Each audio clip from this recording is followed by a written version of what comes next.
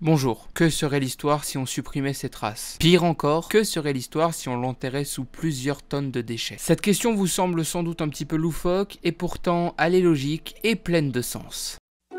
Salut, moi c'est Damien, et je suis créateur de contenu. Sur cette chaîne, je te parle de photos, de vidéos, d'histoires, mais aussi et surtout de voyages. Alors, abonne-toi, et bienvenue sur ma chaîne YouTube. Il y a quelques semaines de cela, j'ai été invité à me rendre sur le Jardin National et sur la butte des Zouaves. Ce sont deux monuments emblématiques et ils ont une belle histoire à raconter.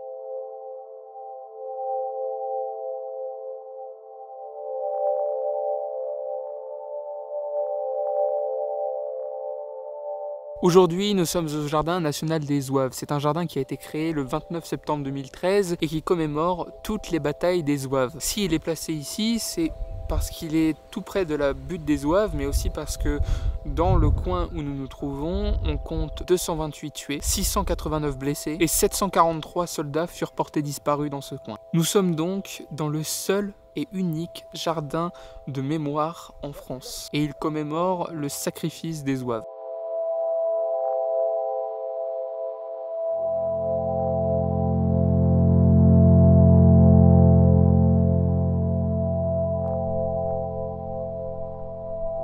Donc là, la stèle à côté de laquelle je me trouve est la stèle qui commémore toutes les batailles des Zouaves de 1831 à 1962. Cette stèle-là concerne la butte des Zouaves qui est là-bas. Vous ne la voyez pas encore, je vais aller vous la montrer juste après. Et c'est ça qui gêne en fait, c'est le fait que cette stèle soit ici et pas au bon endroit. Elle devrait être à la butte des Zouaves, mais je vais vous expliquer pourquoi. C'est le seul jardin de mémoire en France et il est protégé par un bail amphithéotique depuis sa création et ce pendant encore 99 ans. À quelques mètres du Jardin National des Zouaves, on trouve la fameuse butte des Zouaves dont je vous ai parlé un petit peu plus tôt. Classée monument historique en 2002, elle est protégée sur un périmètre de 500 mètres, c'est-à-dire que absolument rien ne peut y être construit. En 2014, la société Gurdebeck s'est installée à moins d'1 kilomètre de la butte.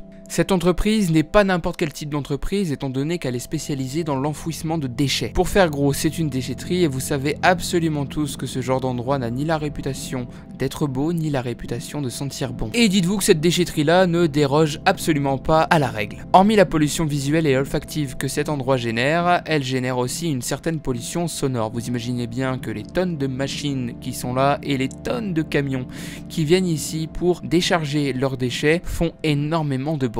Si je vous parle aujourd'hui de ce monument et de cette société, c'est parce que cette société souhaite s'agrandir et étendre sa déchetterie. Le but étant certainement d'ensevelir la butte et ses alentours de déchets.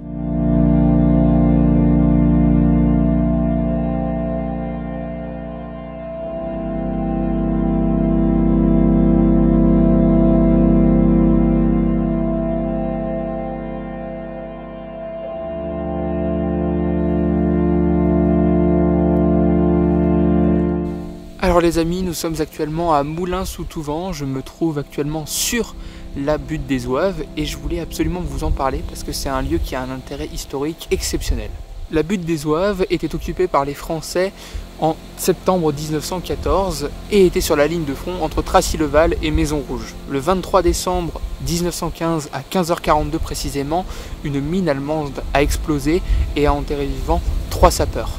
Un peu plus loin là-bas, alors je ne sais pas si vous allez le voir correctement parce que c'est quand même très loin et que j'ai pas mon zoom actuellement, mais il y a une énorme décharge qui fait partie donc d'une entreprise, vous imaginez bien, et cette entreprise aimerait s'étendre. Elle a donc acheté les terres dans le coin et elle a acheté la butte des Zouaves sur laquelle je me trouve actuellement. Et depuis 2014, elle cherche à déclassifier le lieu et à en prendre possession pour pouvoir le détruire afin de s'étendre.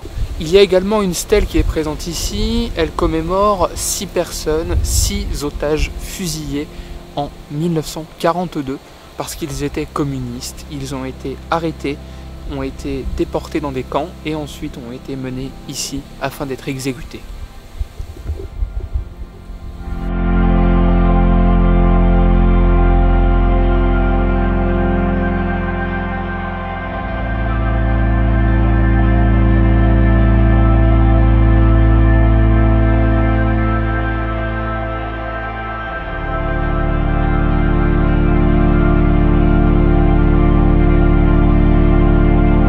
Jean-Lucien Mourdon, Henri Chaumont et François Balaz. C'est le nom des 3 sapeurs de la compagnie M7 du 4e régiment de génie qui sont ensevelis sous la butte et qui y resteront à jamais. On ne parle pas d'une simple butte ou d'une simple colline, on parle d'un tombeau. Des familles y ont perdu des proches. Que diriez-vous si quelqu'un décidait de mettre une déchetterie à l'endroit même où sont enterrés vos proches? Ne serait-ce que le simple fait d'inscrire une déchetterie dans le paysage même où vous vous recueillez est une ignominie et ça vous donnerait sans doute d'énormes maux de ventre. Depuis 2014, l'entreprise Gurdebeck souhaite faire valoir son droit à l'expansion de son exploitation et ils ont demandé la déclassification du site à la préfecture. Sans succès. En décembre 2019, l'entreprise saisit le tribunal administratif d'Amiens et son avocat parle même lors de sa plaidoirie d'une légende.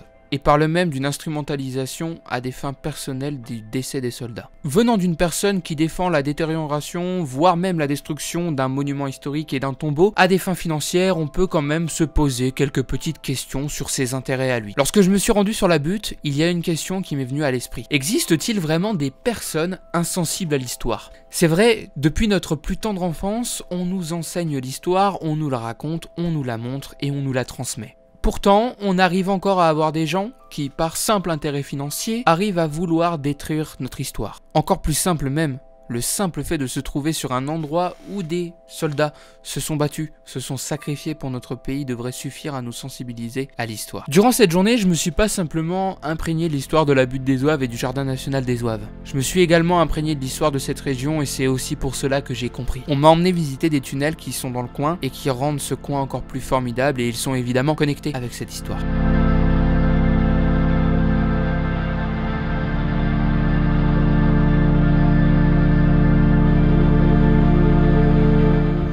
Alors là les amis, je vais entrer dans le tunnel, donc on va vous montrer un petit peu.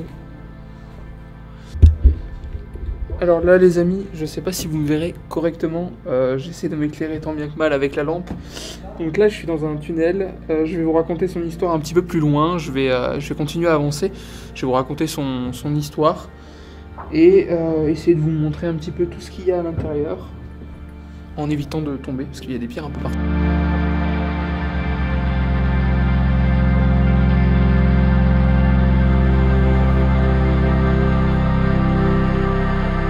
Alors là les amis, nous sommes dans le Chélia tunnel, je sais pas si vous me voyez correctement, j'ai mis ma lampe un peu de manière à ce que ça m'éclaire un minimum. Je vais vous raconter un petit peu son histoire parce que c'est important de vous le raconter, je suis pas venu ici juste pour vous le montrer. Donc ce tunnel il est situé dans la partie sud-est de la carrière appelée Maison Rouge. Donc c'est en référence à la ferme qu'il y avait avant, qui a été détruite durant les combats. Et ici on pouvait y mettre un bataillon complet entre 300 et 1200 hommes, ça fait beaucoup et c'est vrai que il y a de la place pour marcher, il y a de la place pour à peu près tout. Là je suis dans une sorte d'abri qui s'est affaissé avec le temps et qui est quand même plutôt grand, je vais essayer de vous le montrer juste après. Et donc ce tunnel se dirige directement vers ce que l'on appelle la tranchée des décombres.